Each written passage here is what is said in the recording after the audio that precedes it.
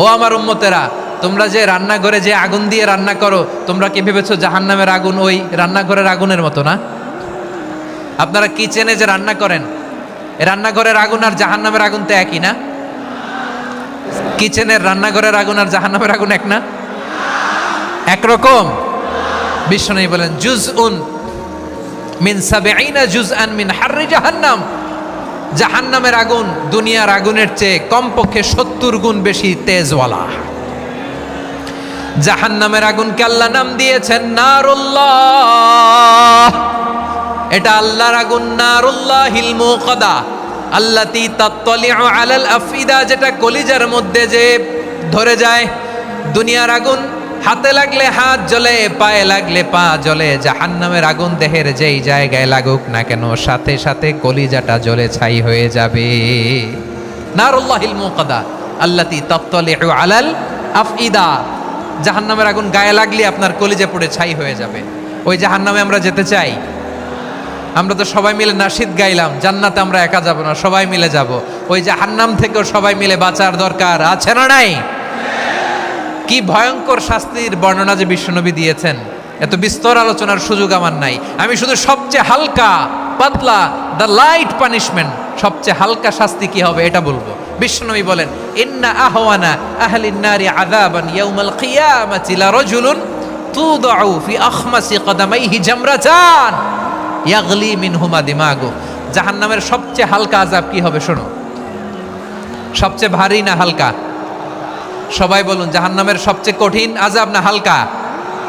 জাহান্নামের সবচাইতে হালকা আযাব হলো ওই ব্যক্তির আযাব যার পায়ে দুটো জাহান্নামের আগুনের জুতা পুড়িয়ে দেয়া হবে।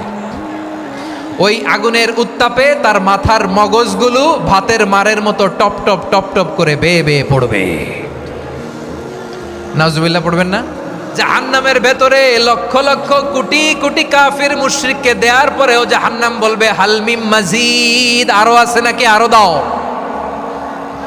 কোটি কোটি কাফেরের দল, মুশরিকের দল, সীমা লঙ্ঘনকারী দল, তাদেরকে যখন জাহান্নামে ফেলা হবে, বড় বড় পাথর খণ্ড জাহান্নামে ফেলা হবে, তারপরও জাহান্নাম বলবে হালমিম মাজিদ, আরো আছে নাকি, দাও, আরো দাও, আরো দাও।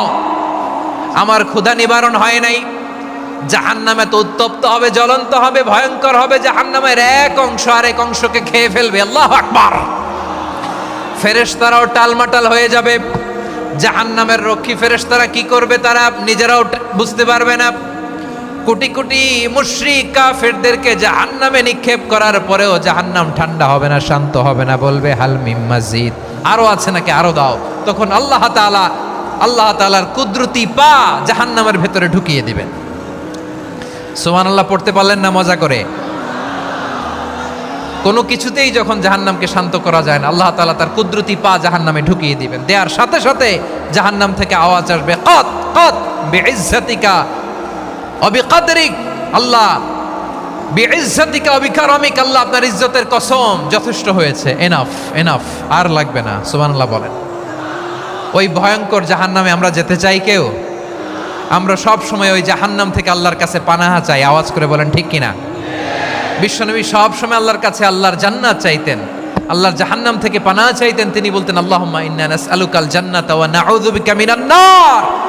আল্লাহ তোমার কাছে জান্নাত চাই, তোমার জাহান্নাম থেকে পানাহা চাই। আবার আমরা যখন দোয়া পড়ি, আমরা পড়ি রব্বানা আতিনা ফিদ দুনিয়া হাসানাতাও ওয়া ফিল আখিরাতি হাসানাতাও ওয়া কিনা আযাবান নার। আল্লাহ দুনিয়ার কল্যাণ দাও, আখিরাতের কল্যাণ দাও, জাহান্নামের আগুন থেকে বাঁচিয়ে দাও। পড়ে আমিন। ওয়া কিনা আযাবান নার মানে কি?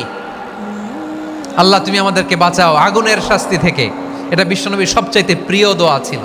নবী যখন তাওয়াফ করতেন, প্রতিটা তাওয়াফে তিনি এই দোয়াটা পড়তেন। রুকনে ইয়ামানি থেকে হাজরে আসওয়াদে যখন তিনি যেতেন, এই দোয়াটা পড়তেন, রব্বানা আতিনা ফিদ দুনিয়া হাসানা ওয়া ফিল আখিরাতি হাসানা ওয়া কিনা আযাবান নার।